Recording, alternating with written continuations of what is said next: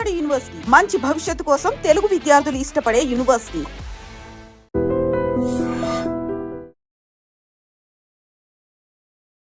Hi, hello, నమస్తే, welcome back to iDream media.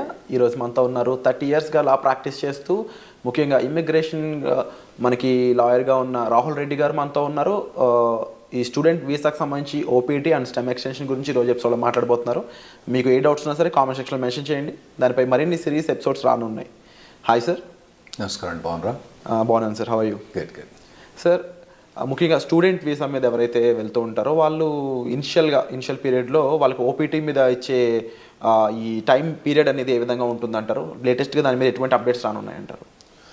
ఇప్పుడు నార్మల్గా డిగ్రీ చేసేటప్పుడు కానీ బ్యాచిలర్స్ కానీ మాస్టర్స్ చేయగానే మన పిల్లలు ఎక్కువ మంది మాస్టర్స్ పోతుంటారు కాబట్టి మాస్టర్స్ గురించి ఎక్కువ మాట్లాడదాం. మాస్టర్స్ డిగ్రీ అయిపోయిన తర్వాత వాళ్ళకు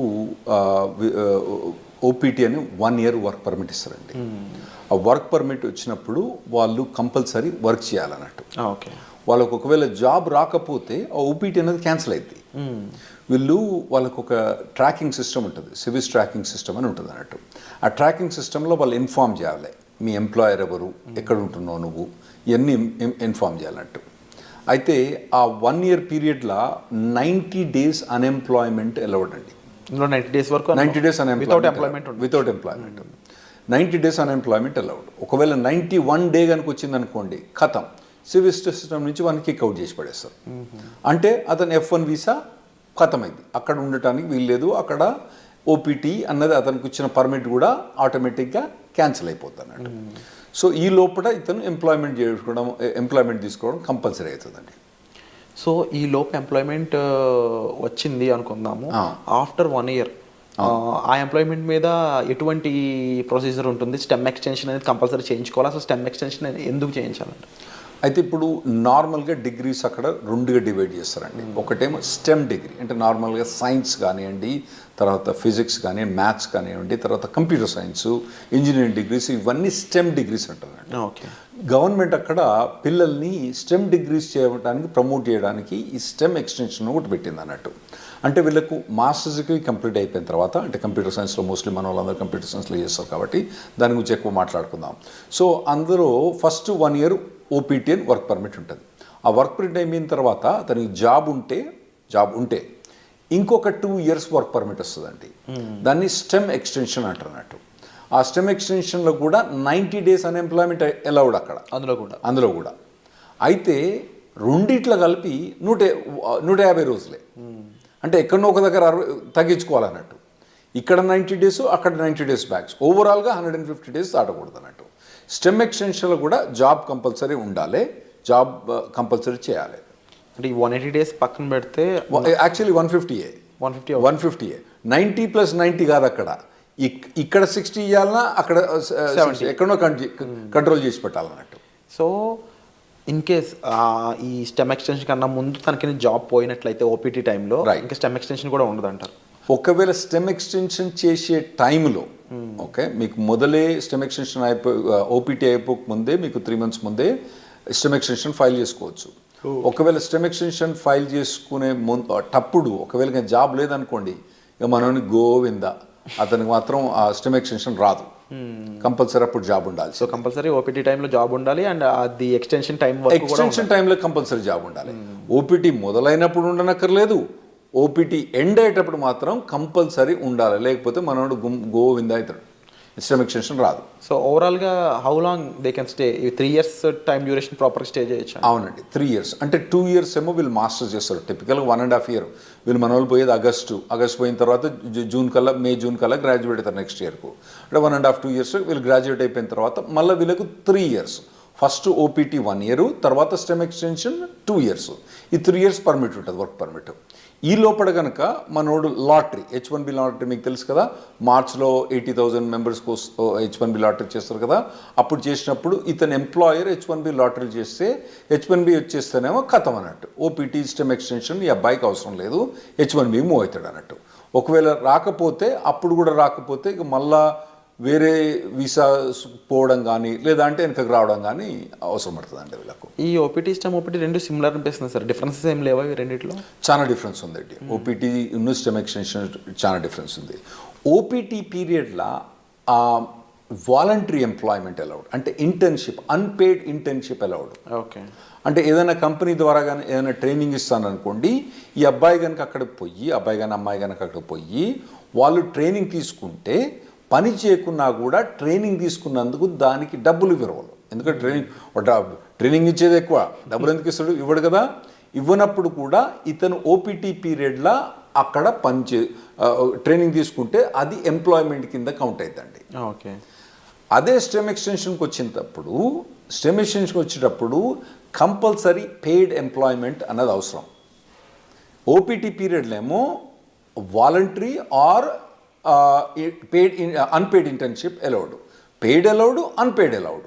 కానీ స్టెమ్ ఎక్స్టెన్షన్కి వచ్చేవాడు కంపల్సరీ పెయిడ్ అలౌడ్ అని, కంపల్సరీ పెయిడ్ ఉండాలి. పెయిడ్ లేకపోతే మనోడు బయటపడాల్సి వస్తుంది అన్నట్టు. ఈ అన్ఎంప్లాయ్మెంట్ రూల్ అనేది ఎలా వర్కౌట్ అవుతుంది ఓపీటీలో కానీ స్టెమ్ ఓపీటీలో కానీ? రైట్. ఇప్పుడు ఓపీటీ ఉన్నప్పుడు నేను చెప్పాను కదండి 90 days. ఓకే, 90 daysలో అంటే ఇతను కనుక ఒక 30 days కనుక సేవ్ చేసుకుంటే మళ్ళీ నెక్స్ట్లో కూడా 90 వాడుకోవచ్చు. అంటే ఇక్కడ 60 వాడుకొని మళ్ళీ నెక్స్ట్ 90 వాడుకుంటే బెటర్. ఓకే, కానీ ఇతనికి 90 days దాకా పర్మిట్ ఉంటుంది అన్నట్టు. సో నార్మల్గా వీళ్ళకి ఇంటర్న్షిప్స్ వస్తాయండి బాగానే. లేకపోయినా కానీ మన చాలా కన్సల్టింగ్ కంపెనీస్ ఏం చేస్తారంటే వీళ్ళని ట్రైనింగ్లో పెడతారు బాగా. అంటే పర్టికులర్గా ఏదైనా పర్టికులర్ టెక్నాలజీ ఉందనుకోండి, ఇప్పుడు ఏఐ అనేది బాగా హాట్ టెక్నాలజీ. ఈ పొరగాళ్ళు ఏం చేస్తారు, ఈ పొరగాళ్ళని తీసుకొని మొత్తం అందరినీ మంచిగా ఒక ట్రైనింగ్ ఇప్పించేసి వాళ్ళకి బాగా పర్టికులర్ దాని మీద ట్రైనింగ్ ఇచ్చి ప్లేస్ చేస్తారు. అంటే వాళ్ళ ఎంప్లాయర్ కూడా లాభం ఉంటుంది, ఎందుకంటే వీళ్ళు ప్లేస్ చేసినప్పుడు వాళ్ళకి వచ్చే డబ్బులలో వాళ్ళ కమిషన్ ఉంటుంది కదా, అది బాగానే వాళ్ళకు ఉంటుంది కాబట్టి అట్లా చాలా. సో ఓపీటీ పీరియడ్ అన్నప్పుడు నార్మల్గా అయితే మన వాళ్ళు ఎవరికి కూడా ఇబ్బంది ఉండకూడదండి. ట్రైనింగ్ బాగానే ఇస్తారు, ట్రైనింగ్ బాగానే ఇచ్చే కంపెనీలు ఉన్నాయి, వీళ్ళు తీసుకునే కంపెనీ. స్టెమ్ ఎక్స్టెన్షన్కి వచ్చేటప్పుడు మాత్రం ఇబ్బంది అయింది. ఎందుకంటే స్టెమ్ ఎక్స్టెన్షన్ మీద ఉన్నప్పుడు పేమెంట్ అన్నది, పెయిడ్ జాబ్ అన్నది ఉండాలి కదా. అప్పుడు పెయిడ్ జాబ్ ఇంకా లేకపోతే మాత్రం మన వాళ్ళకి ఇబ్బంది అవుతుందండి అప్పుడు.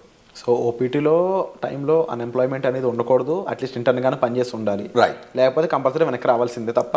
రైట్, కంపల్సరీ వెనక్కి రావాల్సిందే. సో ఈ టైంలో అంటే స్టెమ్లో కానీ ఓపీటీ టైంలో కానీ జాబ్ లేకుండా ఉన్న పర్సన్ లీగల్గా స్టే చేయడానికి ఏమైనా ఆప్షన్స్ ఉన్నాయి? అంటే నేను చెప్పినా కదండి, మొత్తం టోటల్గా 150 days అలౌడ్. ఫస్ట్ దాంట్లో 90 చేస్తే నెక్స్ట్ 60, ఫస్ట్ దాంట్లో 60 చేస్తే నెక్స్ట్ 90. ఏ దాంట్లో కూడా 90 కన్నా ఎక్కువ చేయరాదు అన్నట్టు. అంత మటుకు అన్ఎంప్లాయ్మెంట్ అలౌడ్.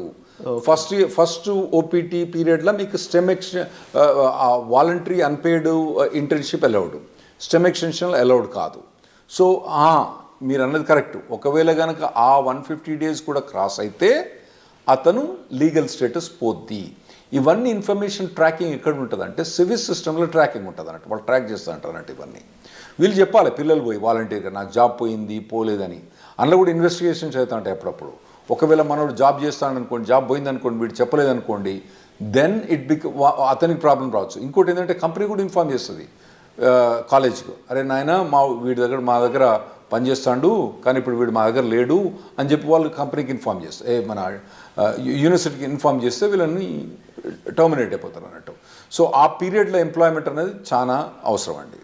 అయితే ఈ స్టెమ్ ఎక్స్టెన్షన్లో 40 hours జాబ్ అవసరం లేదు, 25-30 hours జాబ్ కూడా చేసుకోవచ్చు. ఒకవేళ కనుక అతనికి తక్కువ జాబ్ ఏదైనా దొరికింది అనుకోండి, తక్కువ టైంలో దొరికింది అనుకోండి, స్టెమ్ ఎక్స్టెన్షన్లో ఆ 25 hours 30 hours కూడా చేసుకోవచ్చు అన్నట్టు. ఇది స్టెమ్ ఎక్స్టెన్షన్ ఫస్ట్ 1 year కాదు, తర్వాత నెక్స్ట్ 2 yearsలో. ఓపీటీలో ఇన్ కేస్ ఈ ఫ్రీ జాబే ఉంది ఇంకా, అవును, నెక్స్ట్ స్టెమ్ ఎక్స్టెన్షన్ ముందు కూడా ఫ్రీ జాబే ఉంది అంటే